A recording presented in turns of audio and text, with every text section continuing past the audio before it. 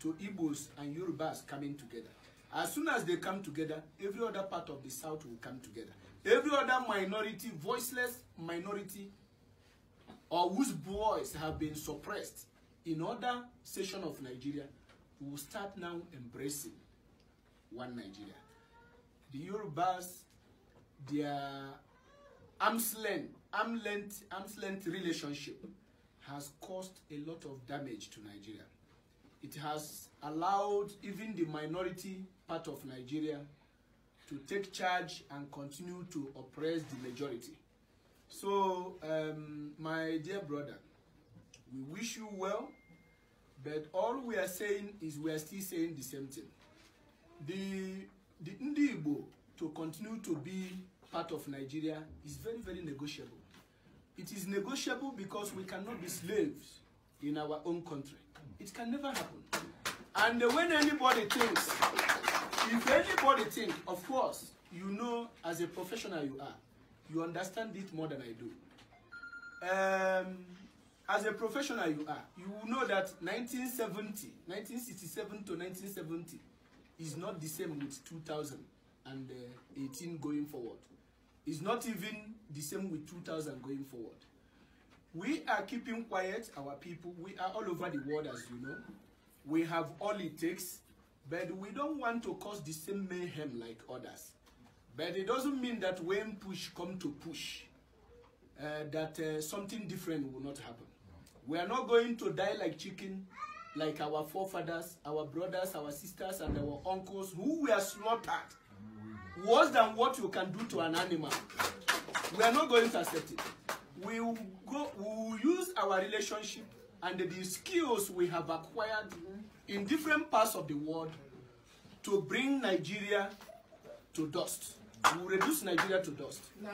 But we are not going to do that. We are still giving room for a progressive, united Nigeria. And that's why even when our people are being killed, we accept it as part of the sacrifice we will continue to make. But all we are saying is that that sacrifice will not remain forever. The earlier we come together, if we want one Nigeria, but what we are not going to negotiate is total restructuring of Nigeria. It's not negotiable. It's either Nigeria is totally restructured, where our father stands, or no Nigeria. We will now decide total separation. Until that, I'm going to allow my leaders to say one or two words, to say something as well. But I want to tell you that we still see, after the genocide, because it's not a civil war, after the genocide, our properties in Yoruba land were still intact. You gave us back our properties. Fajui gave a supreme sacrifice when he was, when Ironsi was captured. He said, instead of killing, I have to die with him. That is the same supreme sacrifice that Jesus Christ made. Now, if the spirit of Ironsi and the Fajui, the Yoruba and the Igbos want those spirits to die in vain, they are crying wherever they are because of the level of acrimony and hatred that exists between the two brothers that are supposed to be one. Some people who answer Omoyele or Kayode or whatever, some of them are Igbos that left Igbo land centuries ago. Because Igbo people, when they go out, they don't go back. Just like here, expecting them to relocate to Nigeria is like waiting for a cow to go through the needle or a horse to go through the needle. We don't go back wherever we go. We know that we are in every part of Nigeria. Some people are already answering Bongani here, answering the local name. We don't go back. Some of you, if you trace your originality 300 years back, you will discover that some of you are Igbos. That's why we continue to treat every other person as brothers. And they will continue to do that. But at a time, we are not going to allow our nation to go extinct. And we are not going to run away from our homeland and leave it for anybody to occupy. So we want to advise that the earlier some of you push that the right thing be done in Nigeria, the better for us if we still want one Nigeria. Otherwise, we will now not leave it to some of our youths or some of our people who are crying for this justice. All of us will throw our weight, and if we throw our weight, it is not going to take 1 year. Nigeria will come down to stand still. Thank you very much. Thank you. Round of applause, ladies and gentlemen. Thank you so much. Igbo, thank you for your presentation. Very articulate and straight to the point. We appreciate it. His Excellency, you got the message. We will appreciate if you take notes of all the reactions so that you can address them once off. Yes. Because all the leaders of various structures of our people, they will want to bring up their concerns. Please, I will suggest that anybody that wants to address or make any presentation be mindful of time. In fact, we will allocate 2 minutes to each of the speakers.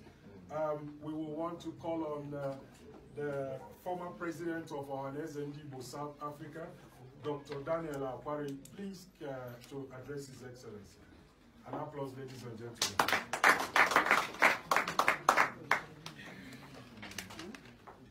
Excellency in the making. Let me stand on existing protocol. First, I have to acknowledge the fact when I first saw you here, you reminded me of my professor in school, Professor Seyo. His hairstyle then. He will come to the class and tell us that in Lagos they call this one Fuji garbage. I don't know whether they're still answering the same name. No. Whether they've changed the name. Because this one is called Showtime. It's called Showtime. Okay. That's that for Professor Leah. Now, Fuji garbage and Showtime. Generation garbage. You can see. Okay. Some days ago, His Excellency in the making, you were in a meeting with other young aspirants, meeting with area daddy. Is that area father? Area father. Hashtag our Mumudon. I wouldn't want to go into what was discussed in that very meeting, but if you have the luxury of time, you can take us back into what exactly transpired in that very meeting. My question is just going to be very simple. Almost Onowo has epitomized most of the areas we want to ask questions, but for the fact that I've been asked to do this, and I heard you very well. If you take into cognizance not only the demography of Nigeria, how do you intend to take the democratic dividends into this very country, like I say, having at the background the demography of the country, vis-a-vis with the present political quagmire? Because whoever said that Nigeria is not in a crossroad, we must be joking. We almost said into what I may call political hierarchy. Yeah. But like I said, what are your intentions? How do you intend to take us away from this lockdown? Because there's no country that will develop or civilize when lives and properties are being threatened. It chases away investors. We want to know how you intend to handle this. If I don't get a satisfactory answer, what I call the interrogation of intentions. It's very important that we do this. One thing I would advise is that no matter what happens after here, let us use this as a template for dealing with our would-be leaders. Exactly. You know, and this has to do with those who want to be governors of your states, presidents of your country, senators, House of Rep members, and whomever would lead you wherever you might be. One thing I love about our involvement in this is that we are starting to change politics in a way that it don't used to be done. If it was before, somebody would walk in here with $10,000, 2 Hennessy's, you clap for him, he walks away, nobody asks questions, everybody's happy. But the country continues to underdevelop itself. I really appreciate what you have had to say today. We need to tell ourselves the truth about Nigeria. And I have said it, I'm not whipping up sentiments. Nigeria is not working for anybody as it is today. It doesn't matter whether you are Igbo, Hausa, Yoruba, but it is working for some people. And some of them at the center have no ethnicity when it comes to how Nigeria works for them. They bond together, they eat, they distribute, redistribute, destroy, decimate, they disappear. And this leads us to the question you asked about journalism and what I do. You see, I have done journalism for 12 years. And those who have been most probed by my journalism are people that I know deals with Nigeria without ethnicity. That's why I'm never afraid when somebody says, oh, your journalism is ethnic related. This is a blackmail that happens to every journalist. It depends on which side of the sun you're writing from. But let me tell you a few things about what I've done about this artist. I was the first person, or our platform was the first platform to interview Nnamdi Kanu when he was starting and he had come from California. And that video you saw, we interviewed him after that and asked him very solid questions. I gave him advice, even personally. I said, look, you are going into a territory that I did when I was a student union leader. Be prepared, because we're about to take power from people who have been used to taking power for free. When they started the Biafran movement, the video that's been filed now at the ICC, which was the killing in Aba of those protesters in that high school, it came from Sahara reporters. I don't need you to clap for me because I was doing my job. But most importantly, there was a video where the army asked those kids to be rolling inside gutter. It came from us too. Wow. So I've never been silent. But you know, there are so many participants in the business of media these days, you can't even tell what is original and what is real. So, and we have to be careful. We cannot afford to put out content that is not real for propaganda's sake.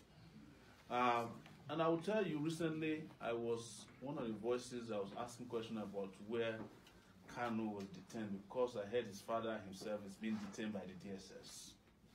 And I said it on live stream. Yes. Femi Fani-Kayode was also saying it. But with due respect, if you are in trouble, be careful who you are friends with. Because there's a lot of opportunism also in Nigerian politics. And that is what leads me to the issue of restructuring. You see, restructuring is a fantastic thing. But be careful who wants to restructure for you. And when you talk about restructuring, how do you restructure Nigeria with a Buhari in power? Let's assume that Buhari agrees today to restructure Nigeria. Will he restructure it in the interest of the Igbos? So, the first step towards restructuring is takeover of power from people who hate all of us. Let me say this. Don't clap too fast. The Nigerian Constitution is a fraud. And until we have an opportunity to sit down around and put together a constitution for ourselves, we are deceiving ourselves with whatever comes out of the minimalist attempts to restructure Nigeria. The third thing I will say to you is this: let's be very careful with even the Afeniferes and the leaders who are there, the old people. The reason why I'm very, very different is that I have experience, and the brother of mine has said it, who was at Ife. The doctor. Yes. You see, what some of you are experiencing now in terms of betrayal, we saw it when we were in their 20s in 1993. The people that betrayed Abiola did not come from the Southeast, although they started it with the Southeasterners, Uzeribian. But the people that finally delivered Abiola to Golgotha were Yoruba traditional rulers. Yes. Please don't let us be deceiving ourselves here. The Oni of Ife went and said he saw a video at Aso Rock that shows that Abiola did not win an election.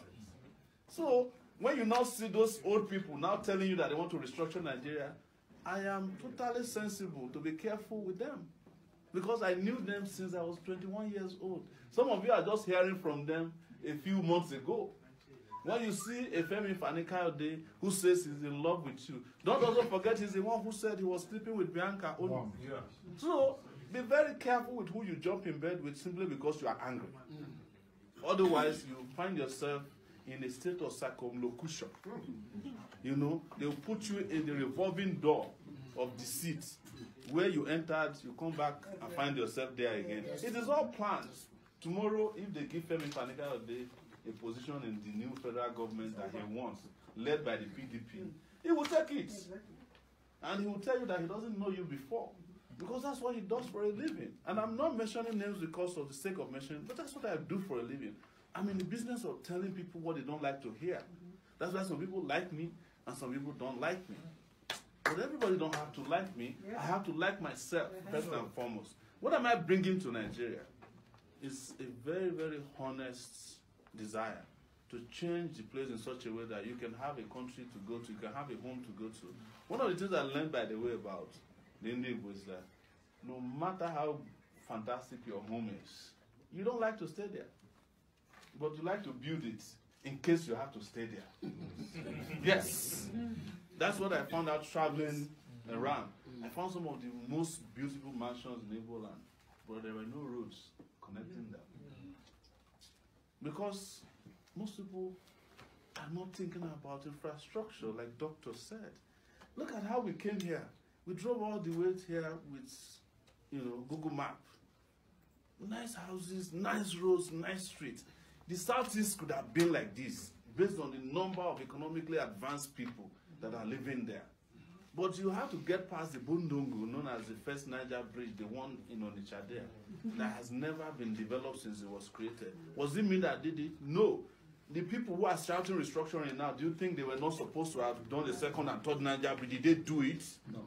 Some of the people who are shouting restructuring now were ministers of finance in Nigeria. They refuse to finance development going to the east. So if they are telling you they want to restructure in the country, they are giving you what they call buzzwords, with due respect, so that you can fall into their traps again.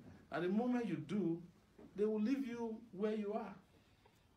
So I just want to plead with you that I'm not here to deceive you. Because I have pedigree. I may not have been perfect, because nobody is perfect. I may not have written every story you wanted me to write, because nobody, as a journalist, who can cover every story. And some of you, or some people who have had issues with me because of Jonathan. But I said something to them. Father, forgive them, they don't know where I come from. I'm actually Ijo Apoy in Ondo State. If anybody wants to be close to Jonathan, it should have been me, because we are from the same kind of ethnic group. But I'm also speaking a Yoruba-speaking Ijo. I speak Yoruba. But my real blood, and these lines you see, they come from Ijo land. But I couldn't stand the idea that Jonathan, who was my brother, theoretically speaking, could not lift Nigeria out of the woods with infrastructure when he was selling oil at $104 per barrel. And the best he could do was to be destroying Nigeria. I fought for Jonathan before. When Yaradua and their cabal refused to let Jonathan become president, who did it? Sahara reporters. I was reporting on, I was the one who called Oronto Douglas, late now, to tell Jonathan to start preparing to be president of Nigeria. He said, how did I find out? I said, Yaradua is brain dead. They said it's a lie, because as vice president, they didn't even let him know what was going on, which is part of the structure of Nigeria, that they can deceive you to be vice president and you never see any fire passing through to the presidency. It's the same thing they are doing with Oshibajo now. It's the same lie they are telling in Igbo land, saying that, oh, if we can vote for Buhari for another 4 years, it will be the turn of the Igbo. If Buhari trusts Igbo, why did he allow Igbo to be president now? And then it can be the turn of his children in 4 years. I mean, this is just the national deceit that has been constructed. But the thing is this, all these old people that are in power today, each time they occupy one space, as we say, matter in integrated science, they have weights and they occupy space. If you remove them today, 1 million youths will sprout in the country. They are the ones that are holding our progress to ransom. A Babangida, for example, is holding the destiny of 1 million people right there in Mina. Obasanjo is holding the destiny of 1 million people right there in Abeokuta. Until you take them out of the equation, then you see how Nigeria will rise. It doesn't have to be me. It just needs to be someone who is bold enough. And that's where you mentioned about belling the cats. Yes. What about we don't see ourselves as cats? And I'll give you an example. There's a park here in South Africa known as the Kruger Park, right? And you watch a video about buffaloes who have been troubled by lions all the time. Every time the lion will look for the weakest among them, take them away. But at this Kruger Park in South Africa, the buffalo sat one day. This was filmed live. And they ran away for a while, but something told them that for how long shall we be running for these few lions when we are in thousands? And they came back.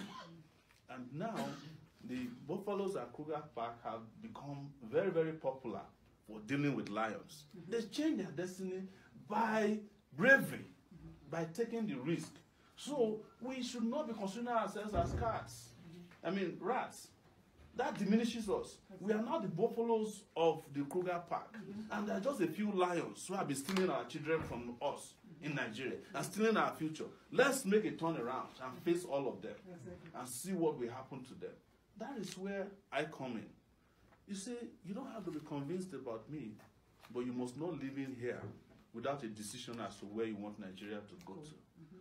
If we are not careful, we are, by our own intentions, voting for Buhari again for another 4 years. And if that's what you want to see, you can stop listening to me. Because without a concerted effort, even if it is something that we have to risk, let's risk it. But we cannot afford to risk is the continuation of this current order. When I was coming from, I came from Owerri, that's why I didn't stop in Enugu, and I'm going back there, sir. When I was coming from Owerri to Onitsha, there was this huge traffic. And as usual, they said, if there's traffic in Onitsha, when you get to the place of the traffic, you never find the reason. That's what one guy told us. But when we got there, we saw this crater. It's not more than this table that's causing about an hour of traffic. And the only thing that could come to my mind is that instead of sending Operation Python dance, why about we send the army, corps of engineers to fix this road and see if the Igbo man will like you? Because there's nobody who you go and shoot and you expect him to love you. So what we can resolve, what is the discontent anywhere in Nigeria with, is a form of justice to everybody who is confronting justice. When you listen to the Igbo man, the biggest complaint they have is that they don't have rules upon which to apply. And what they are saying to you is that they are frustrated with a country that cannot allow infrastructure to go through. Imagine if the highway from Pretoria to this place was from Asaba to Port Harcourt. Probably you will love Nigeria better. Maybe you start thinking about feeling inclusive in Nigeria.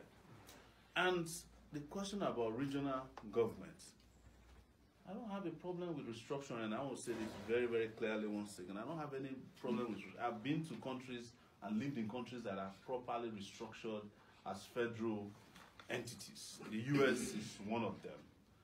And my village in the US where I live has a police department, not even the state. And then the state has a police department, and the county has its own police department. So I've been through very well restructured countries. But restructuring by itself is not enough to solve Nigeria's problem. It has to be the restructuring of persons. It has to be the restructuring of power. It has to be the restructuring of intention. It has to be the restructuring of the people who are in charge of the system.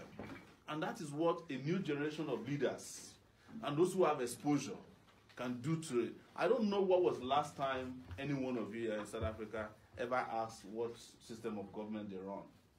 Probably you don't care about it.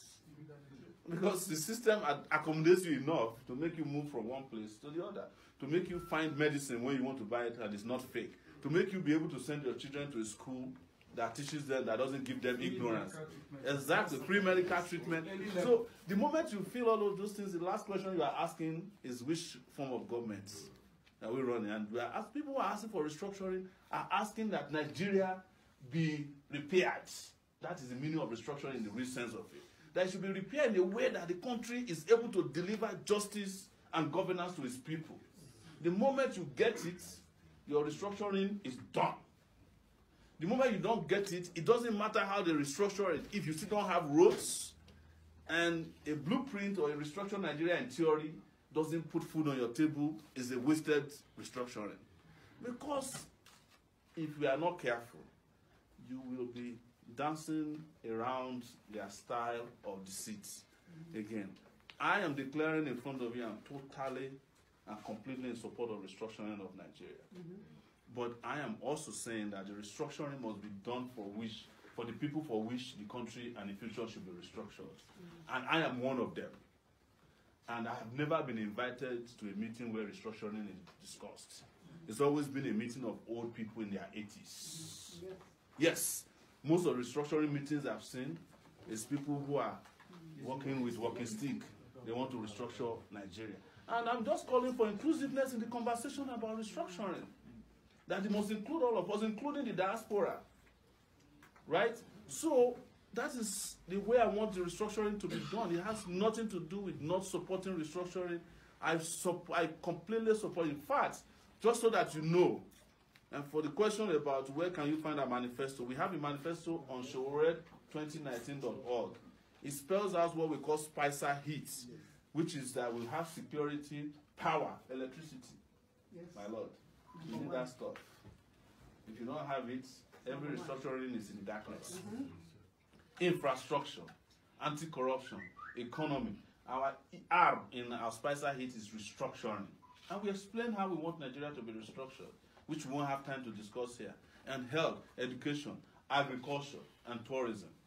Lastly, and most importantly, because I may not have time to answer all of your questions specifically, I want you guys to feel free to come tomorrow and even repeat so many of these questions or comments that you have.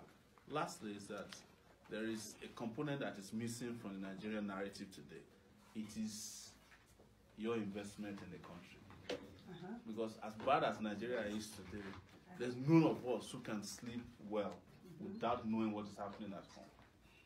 As I've often said, we are the social security department of Nigeria. Anytime there's a problem at home, we are the ones who have to send money. Wedding, sickness, burial, education for kids. Sometimes we are even constructing roads, boreholes, we are building schools for Nigeria. And that answers your question about diaspora voting. Before God and man is one of the first things I will do when I win the presidency of Nigeria next year is to make it compulsory for diaspora, not only to vote at federal elections, but even local government elections from the diaspora. We must include the diaspora. They must be able to determine how their 50 billion naira is spent every year. There's no nation in the world that is giving Nigeria 50 billion in foreign aid, except us, the nation of Nigerians called diaspora. So you must be included. Finally, I know I said finally, but I want to particularly address the issue of injustice in Nigeria that is making people boil in the Southeast. You're entitled to do whatever you want to do to Nigeria. It's your right. But here is what I must also remind all of us. There is a particular problem of oppression in our country. And one of the things I don't want to do is to use language to alienate other oppressed people. My travel across Nigeria shows to me that just as there are oppressed Igbos, there are oppressed Yorubas, oppressed Hausa. The discontent in Nigeria right now is not in the Southeast, it's in the Middle Belt. If you know what people are boiling around the Plateau, Benue area, it will make your own even look make you look nice. The speech you delivered today, go and hear people in Benue discussing.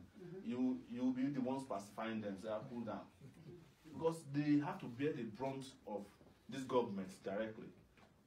Because what they did in Southeast is official. They went to send soldiers there, they were shooting people. In the Middle Belt, it's non-state actors who are collaborating. You could tell that, what they are doing there, there's an agenda. But it's not carried out by soldiers. It's carried out by soldiers who watch why it is carried out. So everywhere you turn in Nigeria,